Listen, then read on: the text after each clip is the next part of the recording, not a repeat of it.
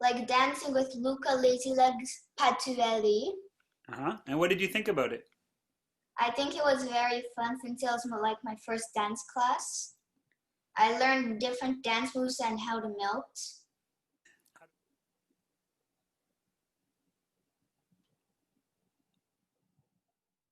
So would you recommend this workshop to anybody? Yes. Like who? Who do you think would like this kind of workshop? Like maybe people from 7 and older.